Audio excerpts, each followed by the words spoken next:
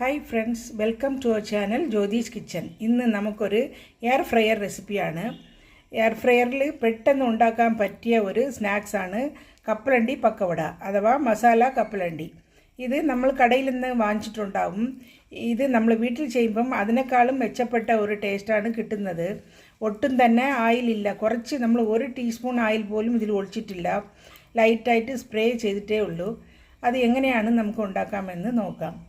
അതിനു മുമ്പ് ആദ്യമായിട്ടാണ് നിങ്ങൾ ഈ ചാനൽ കാണുന്നതെങ്കിൽ സബ്സ്ക്രൈബ് ചെയ്യാനും അടുത്തുള്ള ബെല്ലൈക്കൻ ക്ലിക്ക് ചെയ്ത് ആൽ എന്നുള്ളൊരു ബട്ടൺ പ്രസ് ചെയ്യാനും മറക്കണ്ട. വരൂ വീഡിയോയിലേക്ക് പോകാം. മസാല കപ്പലണ്ടി അഥവാ കപ്പലണ്ടി പക്കോട എങ്ങനെയാണ് പ്രിപ്പയർ ചെയ്യേണ്ടതെന്ന് നമുക്ക് നോക്കാം. ഇവിടെ ഞാൻ ഒരു കപ്പ് 1.5 കപ്പ് കപ്പലണ്ടി, പച്ച കപ്പലണ്ടിയാണ് എടുത്തിട്ടുള്ളത്. ഇത് സിലിക്കൺ മോൾഡിലാണ് വച്ചിട്ടുള്ളത്. നമ്മളിപ്പോൾ എയർ ഫ്രയറിലാണല്ലോ ചെയ്യാൻ പോകുന്നത്. അപ്പോൾ ഇത് സിലിക്കൺ മോൾഡിലാകുമ്പോൾ നമുക്ക് ഇതങ്ങനെ എടുത്ത് നമുക്ക് മാറ്റാം, അത് അഴുക്കാകില്ല. അതുകൊണ്ടാണ് ഈ സിലിക്കൺ മോൾഡ് യൂസ് ചെയ്യുന്നത്. ഈ സിലിക്കൺ മോൾഡിൽ നമ്മൾ കപ്പലണ്ടി നിരത്തി വച്ചിട്ടുണ്ട്.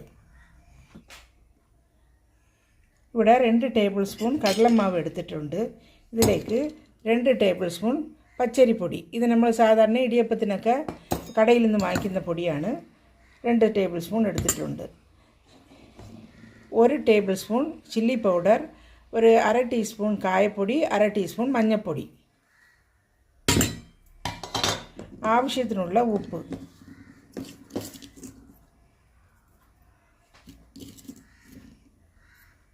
എല്ലാം കൂടിയിട്ട് നല്ലതുപോലെ ആദ്യം മിക്സ് ചെയ്യാം. നമുക്ക് നല്ലതുപോലെ ഡ്രൈ ആയിട്ട് മിക്സ് ചെയ്തിട്ട് ഇതിൽ കുറച്ച് വെള്ളം തളിക്കണം.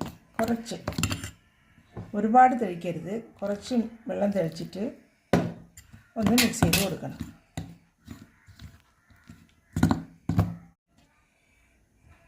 എയർ ഫ്രയറിൻ്റെ ട്രേയിൽ കപ്പലണ്ടി വെച്ച് സിലിക്കൺ മോൾഡ് വെച്ചിട്ടുണ്ട്.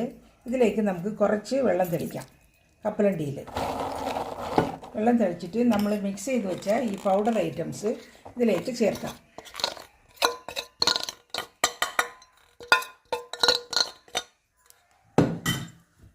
കുറച്ച് വെള്ളം തളിച്ചിട്ട് നമുക്കൊന്ന് പുട്ടിന് നമ്മൾ മാവ് വിറവിടുന്നത് പോലെ നമുക്കൊന്ന് മിക്സ് ചെയ്ത് കൊടുക്കണം.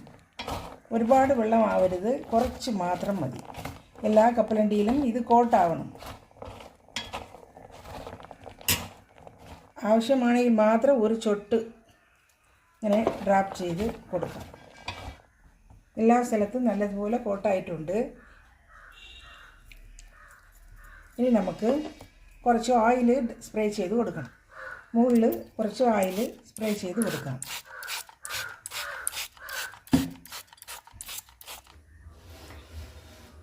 ഇത് എയർ ഫ്രയറിലേക്ക് വയ്ക്കാം. വെച്ചിട്ട് 200 ഡിഗ്രിയിൽ ഒരു 10 മിനിറ്റ്, ആദ്യം 10 മിനിറ്റ് വയ്ക്കാം. നമുക്ക് ഇടയ്ക്ക് എടുത്ത് ഒന്ന് സ്പ്രെഡ് ചെയ്ത് കൊടുക്കണം. ഇവിടെ ഇപ്പോൾ 200 ഡിഗ്രിയിൽ 10 മിനിറ്റ് വെച്ചിട്ടുണ്ട്. ഇനി നമുക്ക് ഓൺ ചെയ്യാം. 200 ഡിഗ്രിയിൽ 10 മിനിറ്റ് നമുക്ക് കുക്കായിട്ടുണ്ട്. ഇനി നമുക്ക് എടുത്ത് നമുക്ക് ഒന്ന് മിക്സ് ചെയ്ത് കൊടുക്കാം. ഇടയ്ക്ക് ഞാൻ ഒരു പ്രാവശ്യം എടുത്ത് മിക്സ് ചെയ്തിട്ടുണ്ടായിരുന്നു. ഇങ്ങനെ കട്ടയ്ക്ക് കിടക്കുന്നതൊക്കെ നമുക്ക് സ്പ്ലിറ്റ് ചെയ്ത് ഇങ്ങനെ സ്പൂൺ വെച്ചിട്ട് സ്പ്ലിറ്റ് ചെയ്ത് കൊടുത്താൽ മതി.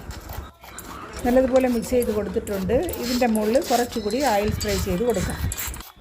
ഓയിൽ സ്പ്രേ ചെയ്ത് കൊടുത്തിട്ട് നമ്മൾ എയർ ഫ്രയറിൽ വെച്ചിട്ട് സെയിം 200 ഡിഗ്രിയിൽ 10 മിനിറ്റ് ഫ്രൈ ചെയ്തെടുക്കാം.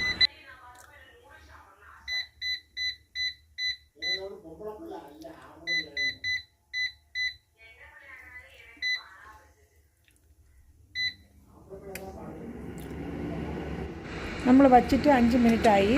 ഇപ്പം നമ്മൾ പുറത്തെടുത്ത് ഈ കട്ടയായിട്ട് കിടക്കുന്നതൊക്കെ എടുത്തിട്ട് ഒരു സ്പൂൺ വെച്ച് സ്ലിപ്പ് ചെയ്ത് കൊടുത്തിട്ട് പിന്നെയും വയ്ക്കാം.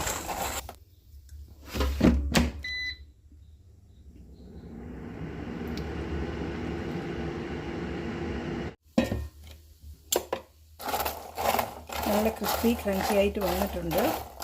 ഇനി നമുക്ക് പുറത്തെടുത്ത് തണുക്കാൻ വേണ്ടിയിട്ട് വയ്ക്കാം.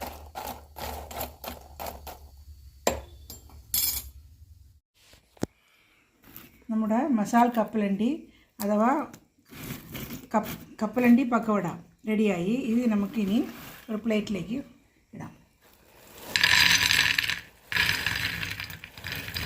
ഈ കണ്ടാൽ തന്നെ നമുക്കറിയാം അതിൻ്റെ ക്രിസ്പിനെസ്.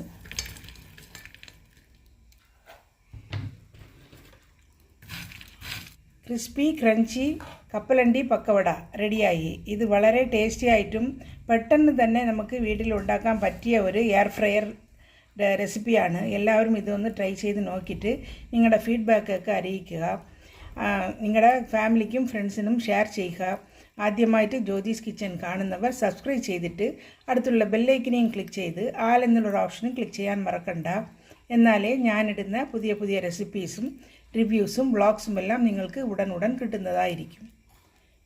Thanks for watching.